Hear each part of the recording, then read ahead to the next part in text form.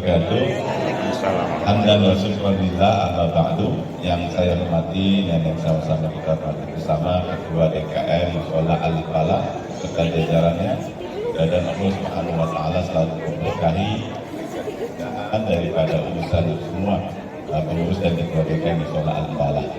Dan Pak Ahmad Tomo yang tadi baru bisa memberikan sambutan, kemudian yang saya Pak RW 13 dan jajarannya, seluruh PRT, Bapak dan Ibu semuanya yang tidak bisa saya sebutkan satu, karena memang berkacu dalam waktu juga nih. Kalau orang Bekasi bilang hari Minggu beli kue putu, cakep, dibeli buat anak putu. Maaf, Bapak Ibu nggak bisa saya sebutkan namanya satu persatu karena saya nggak kenal namanya atu-atu. Maksud saya Bapak dan Ibu hadirin sekalian yang saya hormati, saya mengucapkan terima kasih atas undangan yang telah diberikan kepada saya dalam rangka hadir bersama-sama dengan Bapak dan Ibu semua di tempat ini dalam rangka buka puasa bersama. Jujur saya sampaikan pada hari ini, hari Minggu, sebetulnya ada buka puasa di Hambalang dengan Pak Prabowo Subianto beserta Pak Deddy Mulyadi dan juga Bapak Tri Adianto selaku Wali Kota Bekasi. Namun demikian saya lebih membela warga saya untuk hadir di tempat ini. Alhamdulillah. Kenapa kalau orang nggak mau hadir di Hambalang? Karena kan itu nggak diundang, Pak. Cerita doang. Tangan aja. Orang diundang ngapain datang? Dan Bapak Ibu, saya juga bingung mau menyampaikan apa. Intinya satu, saya ingin menyampaikan karena berwaktu dengan waktu nih. Karena ini di detik-detik terakhir daripada bulan suci Ramadan, hal yang harus diberikan dilakukan oleh sebagai umat Islam, sebagai hamba Allah adalah apa? Salah satunya untuk menyempurnakan daripada puasanya adalah membayar zakat. Lalu berapa rupiahkah yang harus dikeluarkan? Berbeda-beda pendapat, berbeda-beda keputusan daripada pemerintah. Kalau di Kota Bekasi dan Kabupaten Bekasi, jumlah uang yang harus dikeluarkan 47.000. Kalau di daerah Kuningan, Sumedang, Tasikmalaya, Majalengka, Garut dan sebagainya kurang lebih 35.000. Kenapa kita berbeda? Karena ini disepakati pendapatan daripada warga yang ada di Kota Bekasi dan juga di Kabupaten Bekasi itu lebih tinggi daripada teman-teman atau masyarakat yang ada di Kabupaten Bogor ataupun yang ada di Garut, Majalengka, Kuningan dan lain sebagainya. Itu uang yang 47.000, Pak. Lalu pakai apa? Boleh nggak pakai beras? Boleh. Apa dalilnya? Dapat Imam Syafi'i radhiyallahu anhu mengatakan, Pak, nyata kesini bukan situ. Udah mau buka aja. Saya nggak lama-lama, Pak. Bu, ngomong saya nggak lama-lama. Karena saya dari pagi belum makan, belum minum, Bu.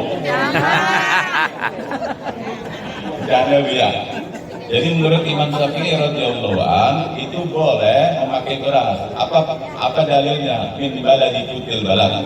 Artinya apa? Min baladi kutil balad itu adalah makanan pokok yang memang menjadi kebutuhan di wilayah tersebut.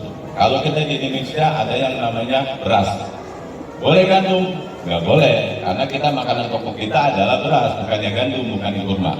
Lalu pertanyaannya, mana yang benar, mana yang salah? Kedua-duanya benar dan kedua-duanya nggak ada yang salah. Yang salah adalah dia udah nggak taraweh, nggak puasa, nggak niat puasa, nggak bayar zakat, dia ikut lebaran. Yang benar ketika dia membayar zakat fitrah dengan uang itu benar. Ketika membayar zakat dengan beras pun itu benar. Kenapa? Begini. Karena kata Nabi, ikhtilaful ulama rahmah. Perbedaan pendapat di antara umatku, di antara ulama itu adalah merupakan rahmat. Saya kasih contoh begini. Kalaulah kita di Indonesia memakai mazhab Imam Syafi'i yang notabene harus memakai beras contohnya. Seluruh Indonesia umat Islam zakat pakai beras.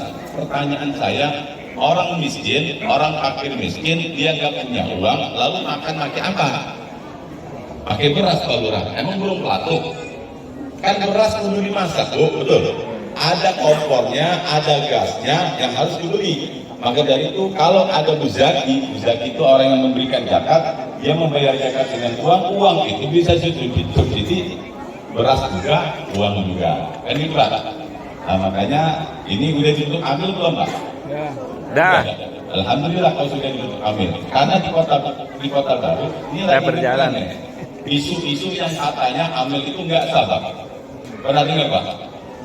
Ada di salah satu RW karena dia melihat medsos dalam pendapat daripada di dalam kitab salah satunya di dalam kitab tafsir Imam Qurtubi dan juga Matan Qawi dikatakan bahwasanya seorang amil itu harus ditunjuk oleh penguasa setempat.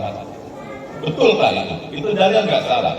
Pertanyaan saya adalah apakah penguasa setempat itu yang notabene adalah kepala negara pemimpin Republik Indonesia itu bisa memberikan rekomendasi jutaan ratusan masjid dan musola yang ada di Indonesia? Pasti itu kan akan mendelegasikan ke orang-orang yang ada di bawahnya, gubernur, bupati, wali kota, camat, lurah, dan lain sebagainya. Cukup dengan rekomendasi lurah, cukup lurah memberikan rekomendasi kepada RT RW, cukup lurah memberikan rekomendasi kepada ketua DKM dan juga ketua musola untuk membuat legalitas formal siapa yang akan diangkat menjadi ambil zakat. Selesai Pak. Lalu pertanyaannya begini, kita nggak sah Pak katanya. Kita ambil ini selama ini nggak sah, kita harus mendapatkan rekomendasi dari Basnas. Pertanyaannya sekarang, apakah Basnas itu sebuah institusi pemerintah? Bukan. Tapi kalau dia memang sebuah lembaga yang ditunjuk oleh Presiden Republik Indonesia untuk menyalurkan dan juga mendistribusikan tentang mengambil zakat, benar. Tapi dia adalah bukan sebuah institusi negara. Karena di dalam dalil tadi dikatakan, di dalam tafsir Imam Qurtubi dan juga di dalam Matan Qawi dikatakan seorang amil adalah yang ditunjuk oleh penguasa atau imam atau kepala negara setempat. Nah sekarang pertanyaannya nggak mungkin Presiden Republik Indonesia langsung menunjuk daripada ketua ambil zakat sekolah misalnya, nggak mungkin. Artinya semuanya ada hierarkinya. Presiden Republik Indonesia mendelegasikan kepada gubernur, gubernur mendelegasikan kepada bupati, wali kota mendelegasikan kepada siapa? Kepada camat mendelegasikan kepada Pak Lurah mendelegasikan kepada RT RW dan DKM setempat. Makanya ada yang namanya SK Pak. Jadi saya selalu tanda-tangani SK DKM, apakah itu sekolah ataupun untuk masjid. Karena salah satu kewenangan saya berikan kepada RT, saya berikan kepada RW untuk melakukan transformasi informasi dan program-program yang berkaitan dengan sosial, budaya, agama, politik dan lain sebagainya, sehingga di dalamnya ada yang namanya kegiatan-kegiatan zakat yang saya memberikan kewenangan penuh dan saya pun didelegasikan oleh pimpinan saya tertinggi, pimpinan saya lagi, pimpinan saya sampai kepada Presiden Republik Indonesia. Jadi jangan percaya. Kenapa? Karena ada salah satu warga kita Pak, DKM, dia sudah melakukan konsolidasi dengan Basnas. Dia kepengen dijadikan sebagai amil, tapi ujung-ujungnya Pak, 2,5% yang diberikan, yang dilakukan oleh amil zakat yang ada di musola atau masjid tersebut harus nyetor ke Basnas. Salah nggak? Nggak salah. Alangkah lebih baik zakat itu dikumpulkan kepada kita, oleh kita, untuk kita. Contoh begini, kalau semua zakat dikumpulkan semuanya ke Basnas, pertanyaan saya, apakah sampai kepada masyarakat kita yang membutuhkan dari mustahik tersebut? Amil, fakir miskin, goimin, sabilillah,